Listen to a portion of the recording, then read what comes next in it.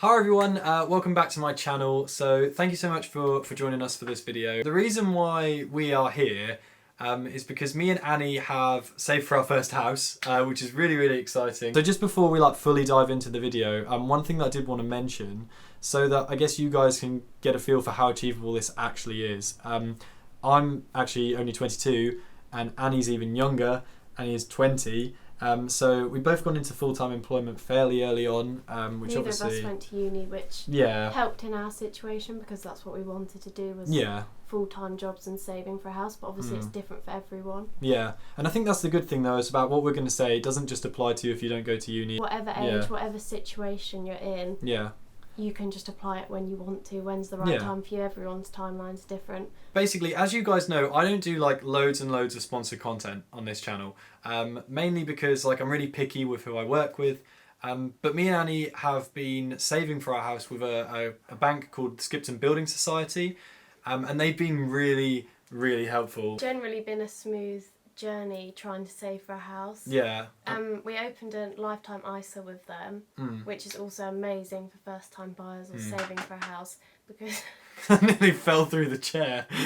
But yeah, as you were saying, amazing for first time buyers. The first step is literally just saving for the house. It doesn't matter whether you have a specific house in mind, or if you do, or if you know if you want to buy a house soon. It's just so important to open a savings account to start putting into. So Skipton have been telling us, and it kind of follows on from what Annie was saying, that actually it's around about 30% of people who are in our position saving for their first house have no idea what the first step actually is. So actually the first step is literally just opening your savings account. There's the Lifetime and the Help to Buy. The Lifetime's the one that we've got. There's different benefits of both, so make sure you do your research, look into which one's for you. But with the Lifetime, you have to wait a year to actually use it. So the first step is just getting it open. Even just putting in, I think the minimum is £1 a month. Yeah, something like that. As long as you get that in there and you have it open for at least a year, as soon as that year's up, you could potentially put the offer on the house if you have the savings in there. So I think it's quite important that we mention that we weren't always this clued up about it all, and kind of take it back to where we were about 2 years ago now, nearly 2 years ago now. We wanted to try something, so we wanted to try living in London. Well, I mainly wanted to try living in London, dragged Annie along with me. I was happy to give it a go. I think it's so important to try somewhere you're not sure about, because you never know, you might fall in love with it and think that's where I want to live. For us, that wasn't the case. It made us realise that we wanted to live where we both grown up. Yeah. But I think it's so important to try that. Otherwise, we never would have known that Norfolk was where we want to live. And also, there's a few other things as well that we're now so much better prepared for, like budgeting, for example, because rent and mortgage are obviously two slightly different things, but actually, if you just look at it face value, they're the same thing. They're both just a lump of money coming out of your account for the fact that you're living somewhere. Your bills. Yeah, your bills.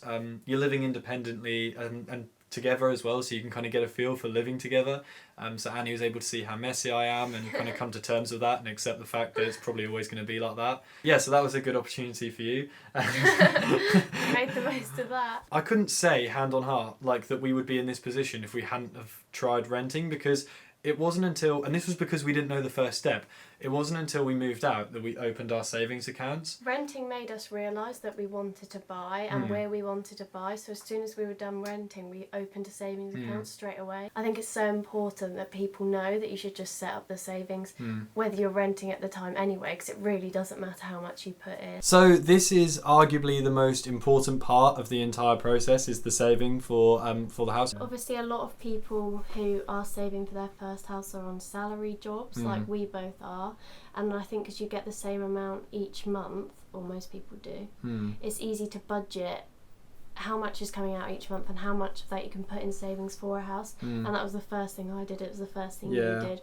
We worked out, okay, if we want to buy this house in a year's time, we need to put this much in per month and in this amount of time, so we can afford it. And there's no right or wrong way to how you want to budget as well. Annie, you like to use the Notes app on your phone, don't you? And just add it all up. I like using spreadsheets. They're so easy to use, and just to plug in everything, pop your how much money you make at each month, and then everything that comes out, allow for your food, allow for your phone, everything like that, and work out what you can save. So as we were saying a bit earlier in the video, we chose the Lifetime ISA over the Help to Buy ISA, and like we were saying as well, there's no kind of like right or wrong here. It depends what works for you.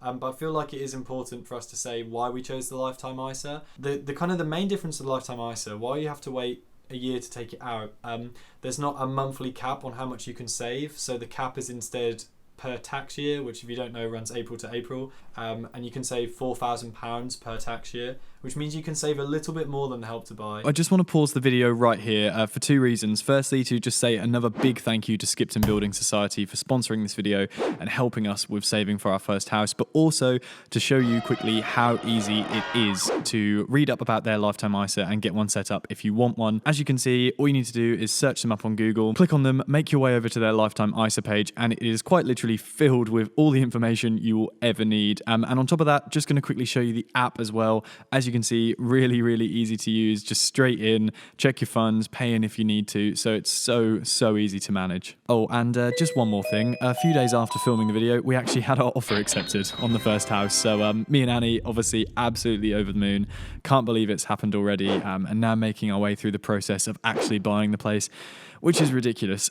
Right, back to the video. I think if you're trying to buy or save more gradually, the Help to Buy would probably be better, because you don't need to save as much per month, or you can't save as much per month.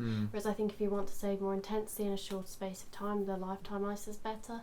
But yeah, it's just really important to have a look round, see what you think's best for your situation. So I think reasons why we've been able to save more than other people every single month is because well, for me, I've had to swallow my pride a little bit. Perhaps you not so much, because you're not quite as fussed about cars. But like, I think a lot of people our age seem to believe that you have to have a brand new BMW, and you actually don't. Our car, which we absolutely love, and I'm about to show you in a second, it's an absolute beast, right? Cost us £500.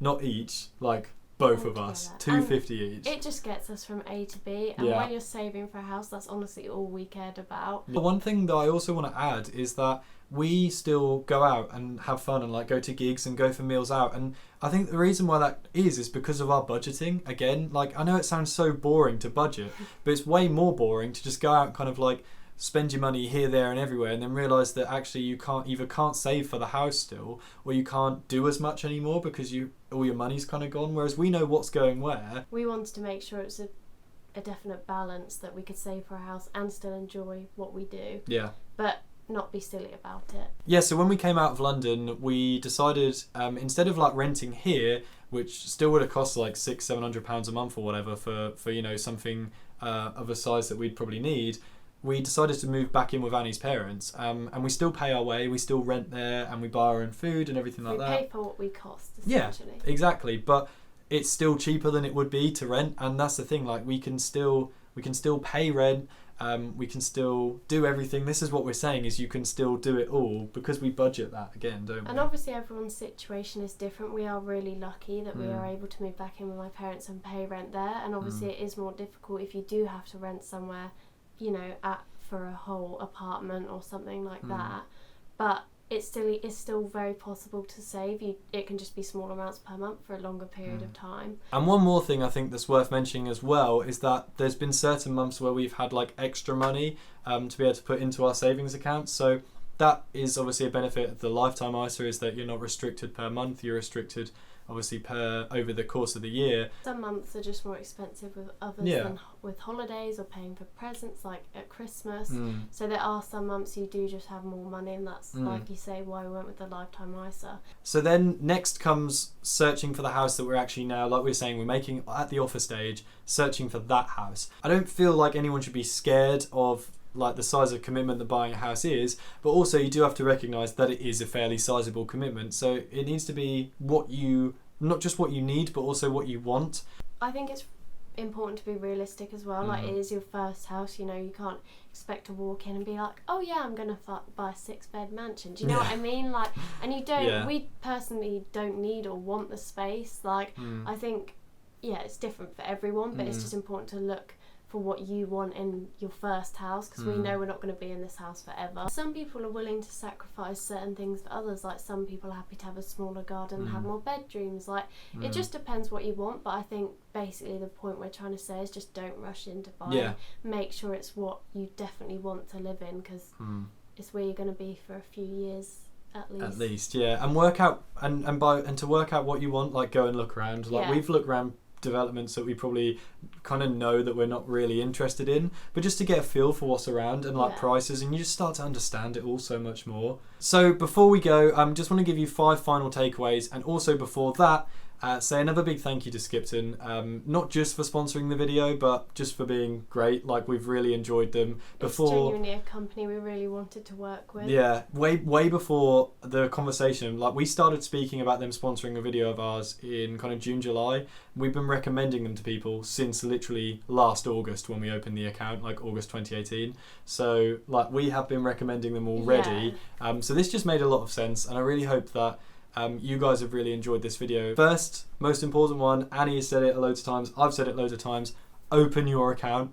Doesn't matter how much you put in, just get it open. And then also following on from what we were saying about saving as well, be consistent. Like we had an amount that we saved every month, and we never saved less, we only ever saved more if we could. It's definitely not easy, like you do have to sacrifice certain things, which we learned, but if you are willing to buy a house, and in our case very quickly, you just do it. Swallow your pride is takeaway number 3. What can you cut back on? Like for example, for us, having a cheap car is kind of our way of like, well, my way of swallowing my pride anyway. You're not too fussed, but my way, you know, obviously I want a sports car, but I want a house more. And this is the way that I can have it. Yeah, it's just what you want to prioritise at the end of the day. Find a house you love as well. Like I was saying, it's not the scariest commitment in the world, but it is a big purchase, so make sure that you love it. Like Annie said as well, there might be small things that you have to compromise on, but just make sure that it's as perfect as it possibly can be for you, because like we said, you know you're going to live in it, like that's your house, the biggest thing you'll ever buy.